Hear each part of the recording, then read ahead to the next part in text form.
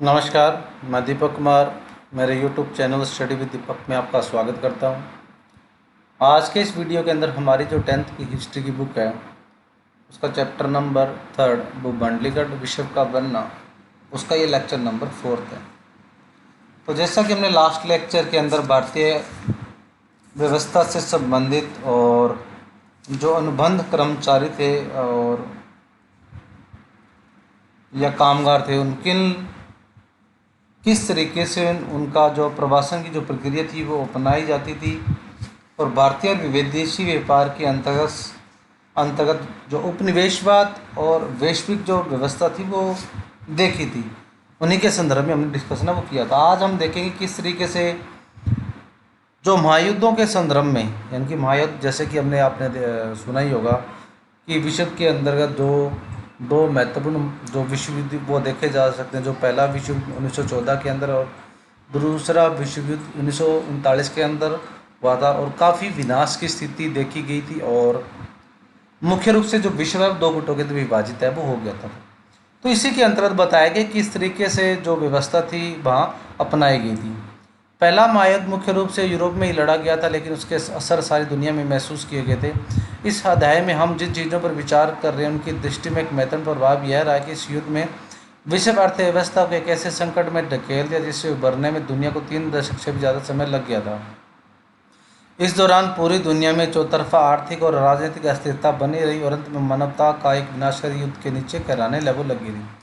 तो जिस तरीके से आपको पता है कि जब कभी भी जो युद्ध को शांतिप्रिय के रूप में नहीं समझा जा सकता, यानी कि इस परिघटना के जो परिणाम होते हैं वो काफ़ी भयानक और चिंतनीय वो देखे जा सकते हैं, जिसके द्वारा एक देश को या अनेक देशों को काफ़ी अधिक मात्रा में आर्थिक संकट से देखना पड़ सकता है। तो ये जो व्यवस्था अपनाई गई थी और उसके बाद की व्यवस्था या पूरी दुनिया के अंदर किस तरीके से आर्थिक और राजनीतिक अस्थिरता बनी, उन्हीं के बारे में बताया गया।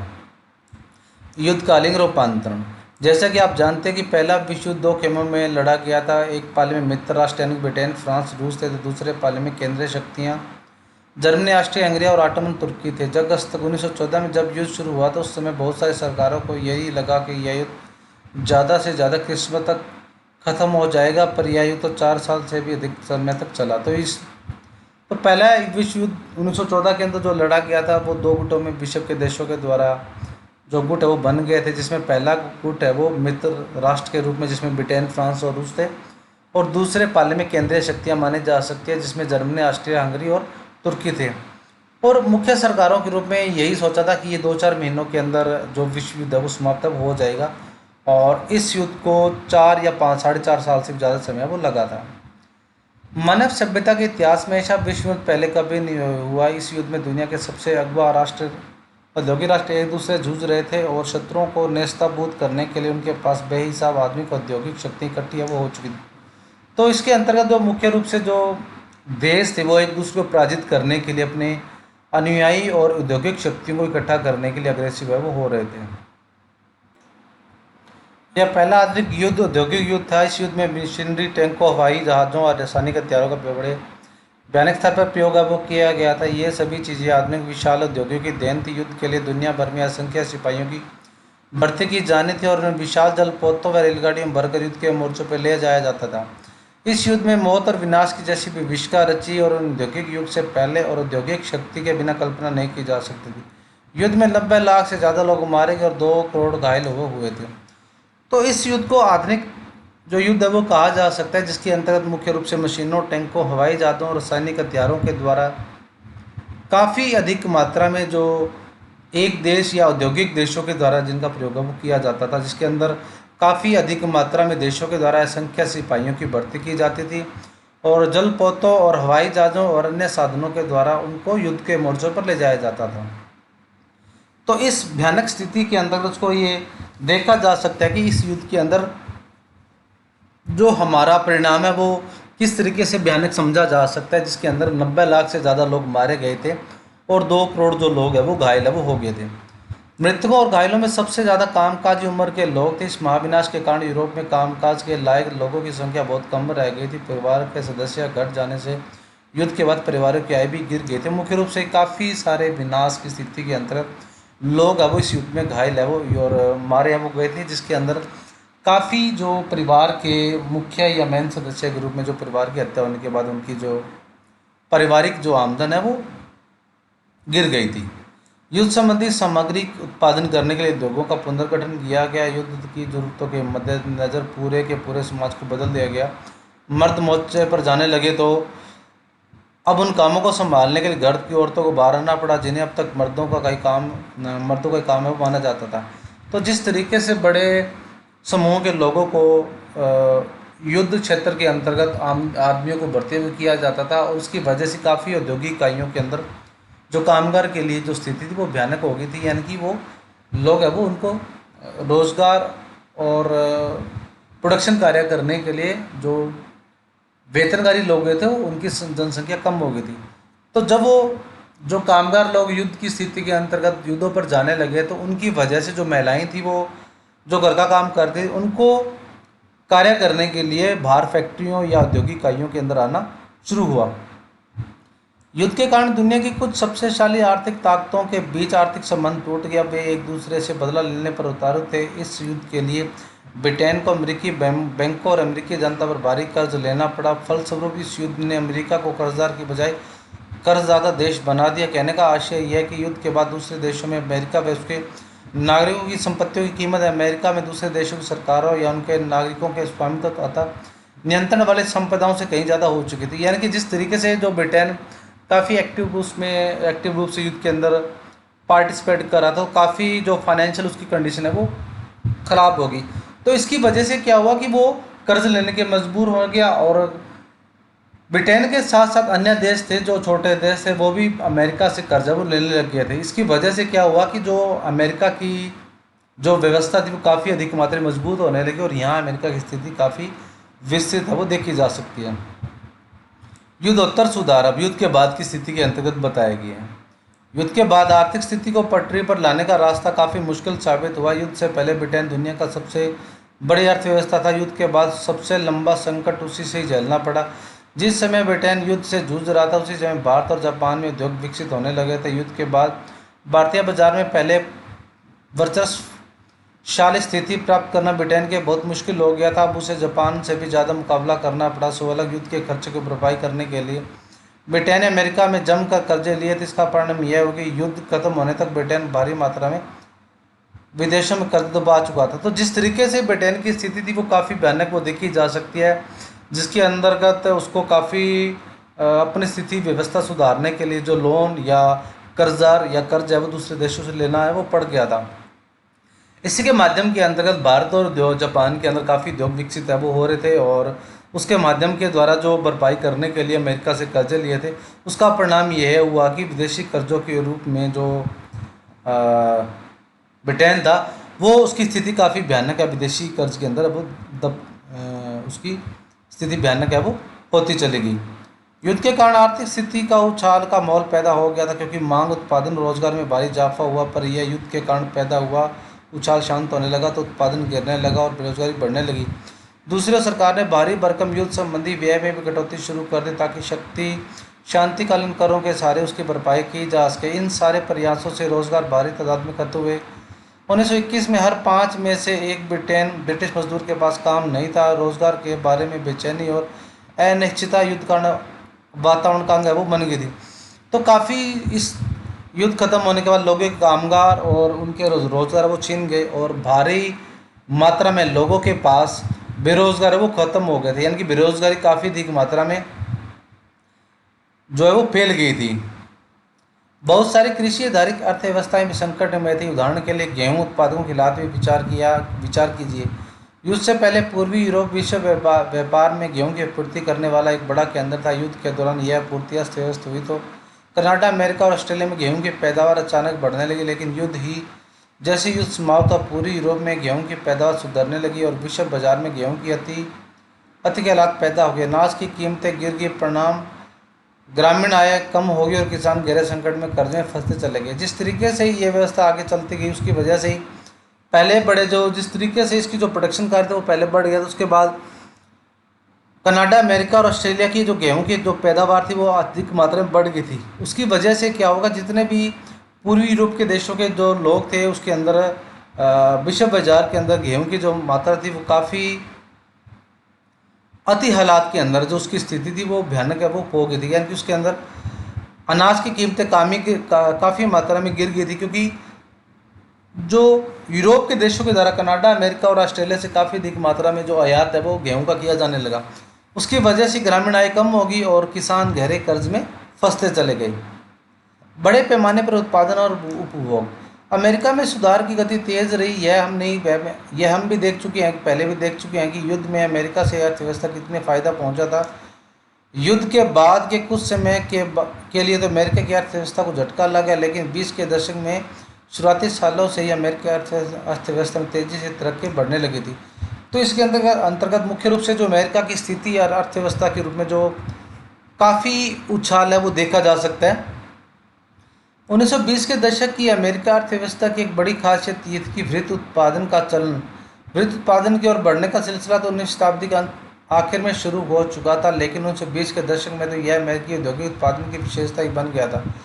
कहा जाता था हेनरी फोर्ड वृहत उत्पादन के विख्यात प्रणेता थे। उन्होंने शिकागो के एक बुच्चड़खाने की असेंबली लाइन की तर्ज पर डेट्रॉइट के अपने कारखाने में आधुनिक असेंबली लाइन स्थापित की थी। शिकागो के बुच्चड़खाने मरे हुए जानवरों को एक कन्वेयर बेल्ट पर रख दिया जाता था और उसके दूसरे सिरे पर खड़े मांस विक्रेता अपने हिस्से का मांस उठाकर निकल जाते थे। यह देखकर फोर्ड को लगा कि गाड़ी के उत्पादन के लिए भी असेंबली लाइन का तरीका और पैसे दोनों को भी किफ़ायती साबित है वो हो सकता है। जिस तरीके से जो मास प्रोडक्शन का कार्य था, जिसके अंदर लार्ज स्केल के अंदर जो प्रोडक्शन कार्य है वो शुरू हो सकता था। जो हेनरी फोर्ड, जो फोर्ड कंपनी हमारी अमेरिका की मानी जा सकती है, जिसके अंदर जो हेनरी फोर्ड थे वो इसके मास प्रोडक्शन या वृहत जो उत्पादन के लिए मुख्य माने जा सकते हैं, जिसमें जो प्रोडक्शन का कार्य होता था, जिसके अंदर एक कैटेगरी के अंदर जो प्रणाली अपनाई जाती थी, यानी कि एक व्यक्ति को एक कारखाने के अंदर जिस तरीके से हम देखते हैं कि वो एक एक जो कैटेगरी के अंदर उसको कार्य को डिवाइड वो किया जा सकता है। यानी कि मान लीजिए आप एक शर्ट की फैक्ट्री के अंदर काम कर रहे हो। शर्ट की फैक्ट्री के अंदर काम करने के लिए लार्ज स्केल पे अगर जो फैक्ट्री शर्ट है वो बनाई जाती है, उसके अंतर्गत हम क्या देखते हैं कि एक कारीगर क्या करता है, वो कटिंग ही कटिंग कर रहा है। मान लो शर्ट की कटिंग कर रहा है, दूसरा व्यक्ति वो स्टिचिंग कर रहा है, यानी कि वो या तो वो बाजू सिल रहा है या कॉलर बना रहा है, तो वो स्टिचिंग कर रहा है। दूसरा व्यक्ति क्या कर रहा है कि वो काज कर रहा है, तीसरा व्यक्ति बटन लगा रहा है, चौथा व्यक्ति प्रेस कर रहा है, पांचवा व्यक्ति उसको छांट रहा है, उसकी मतलब छंटनी कर रहा है, कोई पीस खराब है कोई ठीक है, छठा सातवां व्यक्ति उसको पैकिंग कर रहा है, आठवां व्यक्ति उसको बाहर उसको प्रोडक्शन कार्य के लिए भेज रहा है। तो जिस तरीके से ये व्यवस्था बनाई गई थी, तो इसको बड़े लार्ज स्केल के ऊपर मास प्रोडक्शन के रूप में माना जाता है, जिसमें हर एक कार्य को अलग अलग इसमें डिवाइड कर दिया जाता है। असेंबली लाइन पर मजदूरों को एक ही काम, जैसे कार के किसी पुर्जे को लगाते रहना, मशीनी ढंग से बार बार करते रहना है। काम की रफ्तार इस तरह से तय होती है कि कन्वेयर बेल्ट किसी रफ्तार से चलते रहे। यह काम की गति बढ़ाकर प्रत्येक मजदूर की उत्पादकता बढ़ाने वाला तरीका है। कन्वेयर बेल्ट के साथ खड़े होने के बाद कोई मजदूर अपने काम में ढील करने या कुछ पल के लिए अवकाश लेने का जोखिम नहीं उठा सकता, और तो इस अवकाश में मजदूर अपने साथियों के साथ बातचीत भी नहीं कर सकता। इसका नतीजा यह हुआ कि हेनरी फोर्ड ने कारखाने में असेंबली लाइन में हर 3 मिनट में एक कार तैयार होकर निकलने लगी। इससे युद्ध की पद्धतियों के मुकाबले यह रफ्तार कई गुना ज़्यादा होगी। टी मॉडल नामक कार उत्पादन पद्धति में बनी पहली कार थी। यानी कि काफ़ी अधिक मात्रा में इस जो मास स्केल के अंदर जो कन्वेयर जो प्रोसेस अपनाया जाता है, उसके माध्यम से हम देखे जा सकते हैं एक व्यक्ति को एक प्रोसेसिंग लाइन के ऊपर खड़ा कर दिया जाता है और उसका जो कार्य है वो दूसरी कार्य के ऊपर जो संचालित रहता है। यानी कि एक व्यक्ति जो कार्य करता है उसकी वजह से तो क्या हो, जो प्रोडक्शन कार्य उसकी निपुणता वो बढ़ेगी। दूसरा उसका क्या होगा, कंटिन्यू काम वो अपना करता रहेगा। तीसरा किसी ना तो वो अपना फ्री रह सकता है, ना किसी व्यक्ति पर्सन से बात वो कर सकता है। तो इस तरीके से क्या हुआ कि जो हेनरी फोर्ड की ये जो टेक्नोलॉजी अपनाई गई थी, उसके माध्यम से हर 3 मिनट के अंदर एक तैयार जो कार है वो नई असेंबल है वो हो जाती थी। शुरुआत में फोर्ड फैक्ट्री के मजदूरों को असेंबली लाइन पर पैदा होने वाली थकान झेलने में काफ़ी मुश्किल महसूस हुई, क्योंकि वे उसकी रफ्तार से किसी भी तरह से नियंत्रित नहीं कर सकते थे। बहुत सारे मजदूरों ने काम छोड़ दिए। चुनौती से निपटने के लिए फोर्ड ने हताश होकर जनवरी 1914 में वेतन दोगुना यानी कि $5 प्रतिदिन कर दिया। साथ ही उन्होंने अपने कारखाने में ट्रेड यूनियन गतिविधियों पर पाबंदी अब लगा दी। तो जिस तरीके से अब जो प्रणाली कन्वेयर की अपनाई जाती थी, जिसके माध्यम के द्वारा लोगों को जो कार्य वो काफ़ी देर तक करना पड़ता था, उसके माध्यम से क्या हुआ कि लोग हताश या कमज़ोर होने के बाद उसको काम को छोड़ने लगे। उसकी वजह से इस चुनौती को निपटने के लिए हेनरी फोर्ड ने जो वेतन था उसको दोगुना कर दिया, यानी कि $5, पहले $2.5 प्रतिदिन दिया जाता था, उसको $5 उन्होंने अपना पर डे कर दिया। तनख्वाह बढ़ने से हेनरी फोर्ड के मुनाफे में जो कमी है उसकी भरपाई करने के लिए वे अपनी असेंबली लाइन की रफ्तार बार बार बढ़ाने लगे। उनके मजदूरों पर काम का बोझ लगातार बढ़ता गया। अपने इस फैसले से फोर्ड बहुत संतुष्ट थे। कुछ समय बाद उन्होंने कहा कि लागत कम करने के लिए अपनी ज़िंदगी में उन्होंने अपने कई अच्छा फैसला कभी नहीं लिया। यानी कि जिस तरीके से जो ये दुगनी कीमत करने के बाद उसकी आमदन बढ़ाने के बाद जाहिर सी बात है उनकी जो कमाई थी या इनकम थी उसमें भी फ़र्क पड़ा होगा। तो उन्होंने बार बार इन लाइन को बढ़ाने की वजह से काफ़ी सारे मैनेजमेंट है उन्होंने किए थे। फोर्ड द्वारा अपनाई गई उत्पादन पद्धतियों को जल्दी ही पूरे अमेरिका में अपनाया जाने लगा। 20 के दशक में यूरोप के भी अन्य नकल की जाने लगी। जिस तरीके से लोग हेनरी फोर्ड ये कार्य कर रहे थे, काफ़ी अधिक मात्रा में जो अन्य लोगों के द्वारा इसका जो प्रचलन है वो अपनाया जा रहा था। वृहद उत्पादन पद्धति ने इंजीनियर आधारित चीज़ों को लागत और कीमत में कभी ला दी। बेहतर वेतन के चलते बहुत सारे मजदूर भी कार में जैसे टिकाऊपन उपभोक्ता खरीद सकते थे। 1909 में अमेरिका में 20 लाख कारों का उत्पादन होता था, जो 1929 में बढ़कर 50 लाख कार प्रति वर्ष से भी ऊपर जा पहुंचा। इसके साथ ही बहुत सारे लोग fridge, washing machine, radio, gramophone player आदि भी खरीदने लगे। तो जिस तरीके से प्रोडक्शन कार्य हो रहा था उसमें काफ़ी जो बदलाव देखा जा सकता है। जिस तरीके से 1919 के अंदर अमेरिका में 20 लाख कारों का प्रोडक्शन होता था पर ईयर, वो 1929 के अंदर 50 लाख कारें प्रति वर्ष है वो होने लगा। ये सब चीज़ें हायर परचेज व्यवस्था के तहत खरीदी जाती थी, यानी कि लोगों से ये सारी चीज़ें कर्ज पर खरीदते थे और उनकी कीमतें साप्ताहिक या मासिक किस्त में चुकाई जाती थी। मकानों के निर्माता और निजी मकानों की संख्या में वृद्धि से भी फ्रिज, वॉशिंग मशीन आदि उपकरणों की मांग में इजाफा हुआ। उल्लेखनीय यह हुआ कि घरों का निर्माण भी या खरीदारी में कर्ज की काफ़ी कीमत है वो दी जा रही थी। यानी कि ये शायर जो प्रोडक्शन कार्य के अंतर्गत जो चीज़ें, कारें और अन्य लग्जरी चीज़ें खरीद रहे थे, जिसके अंदर कार के अलावा मकानों का जो निर्माण कार्य भी किया जा सकता था, तो उसी के तहत लोग क्या करते, कर्ज के माध्यम के द्वारा अपना ये कार्य वो कर रहे थे। और यानी कि जितना वो कमाते थे उसको किस्तों के अदा के रूप में वो कर रहे थे। 1920 के दशक में आवास निर्माण के क्षेत्र में आए उछाल से अमेरिका के संपन्नता के आधार पर पैदा हो चुका था। कारों के निर्माण और घरेलू जरूरतों की कीमतों में निवेश से रोजगार और मांग बढ़ती गई। तो दूसरी ओर उपभोग में भी बढ़ता गया। बढ़ते उपभोग के लिए और ज़्यादा निवेश की जरूरत थी और जिससे नए रोजगार की आमदनी में वृद्धि होने लगी थी।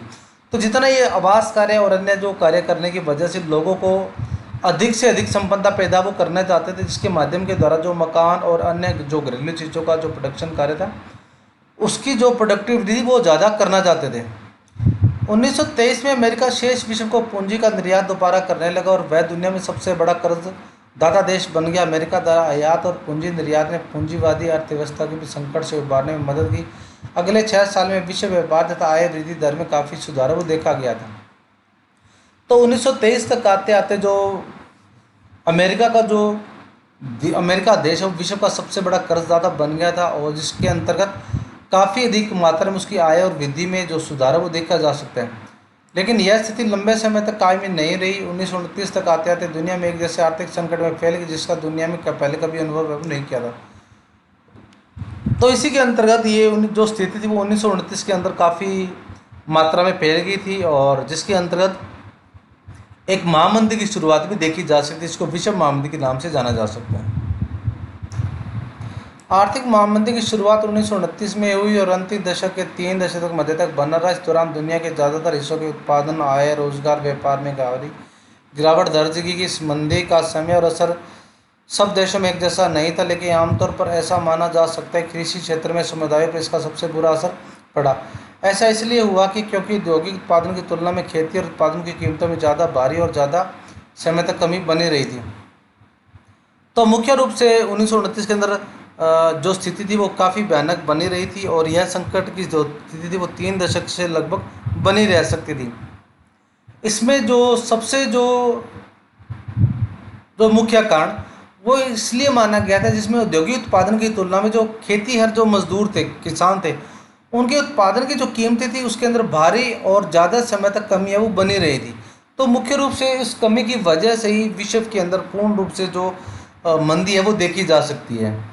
इस महामंदी के कई कारण थे, हम पहले भी देख चुके हैं कि युद्धोत्तर विश्व अर्थव्यवस्था कितनी कमज़ोर थी। पहला कारण यह था कि कृषि क्षेत्र में अति उत्पादन में समस्या बनी हुई थी। कृषि उत्पादनों की गिरती कीमतों के कारण स्थिति और खराब है वो हो गई थी। तो मुख्य रूप से जो कृषि व्यवस्था के अंतर्गत जो कीमतें थी काफ़ी अधिक मात्रा में गिर गई, कीमतें वो गिर गई थी। कीमतें गिरी और किसानों की आय घटने लगी, तो आमदनी बढ़ाने के लिए किसान उत्पादन बढ़ाने का प्रयास करने लगे ताकि कम कीमत पर सही लेकिन ज़्यादा माल पैदा कर वे अपना आय स्तर है वो बना रखें। तो जितनी कीमतें गिरने की वजह से वो आय घटने लगी और उन आय को बढ़ाने के लिए जो प्रोडक्शन कार्य वो जो अपना बढ़ाने लगे। तो कम कीमत पर किया गया जो कार्य था उसकी वजह से जो जो माल पैदा करने के लिए अपना आय स्तर बनाए रखने के लिए सबसे महत्वपूर्ण था, और जिसकी वजह से जो कर्ज लेने की जो स्थिति थी उनको लेनी पड़ रही थी। फलस्वरूप बाजार में कृषि उत्पादों की आमदन तो बढ़ गई, जाहिर है कीमतें और नीचे चल गई। खरीदारों के अभाव में कृषि उपज पड़ी पड़ी सड़ने लगी, तो जिसकी वजह से जो प्रोडक्शन कार्य था कृषि कार्य वो तो बढ़ा, लेकिन कीमतें वो और ज़्यादा नीचे चलती चली गई, जिसके माध्यम के खरीदारों के अभाव के कारण जो कृषि उपज है वो पड़ी पड़ी है वो प्रोडक्शन कार्य वो सड़ने लगी। यानी कि उसको परचेज करने के लिए, कृषि उत्पादकों को परचेज करने के लिए जो कस्टमर थे उनकी कमी होने की वजह से। दूसरा कारण 1920 के दशक के मध्यकाल में बहुत सारे देशों में अमेरिका से कर्ज लेकर अपने निवेश संबंधी जरूरतों को पूरा किया था। जब हालात अच्छे थे तो अमेरिका से कर्जा जुटाना बहुत आसान था, लेकिन संकट का समय मिलते ही अमेरिका उद्यमियों के होश उठ गए। 1928 के पहले 6 माह तक विदेशों में अमेरिका का कर्जा $1 अरब था। साल भर के भीतर यह कर्जा घटकर केवल 1/4 रह गया। जो देश अमेरिका कर्जे में सबसे ज़्यादा निर्भर थे उनके सामने गहरा संकट खड़ा हो गया था। यानी कि जो जिस तरीके से प्रोडक्शन कार्य के अंतर्गत लोग वो कार्य कर रहे थे उसके माध्यम के द्वारा जब आर्थिक मंदी की वजह से ही सबसे अधिक मात्रा में लोगों को और कर्ज की स्थिति को चुकाने के लिए उनके पास पैसा है वो समाप्त हो गया था, और धीरे धीरे ये जो अमेरिका कर्जा था वो उसका $1 अरब जो शुरुआती दौर के अंदर पहले 1928 के 6 माह के अंदर था वो घटकर 1/4 रह गया था उसको प्रोडक्शन कार्य देने की वजह से। भले ही सब देशों में एक जैसा प्रभाव न पड़ा हो, लेकिन अमेरिका पूंजी के लौट जाने से पूरी दुनिया पर असर जरूर पड़ा। यूरोप के कई बड़े बैंक धराशायी हो गए, कई देशों की मुद्रा की कीमतें गिर गई थी, एक झटके से ब्रिटिश पाउंड भी नहीं बच पाया।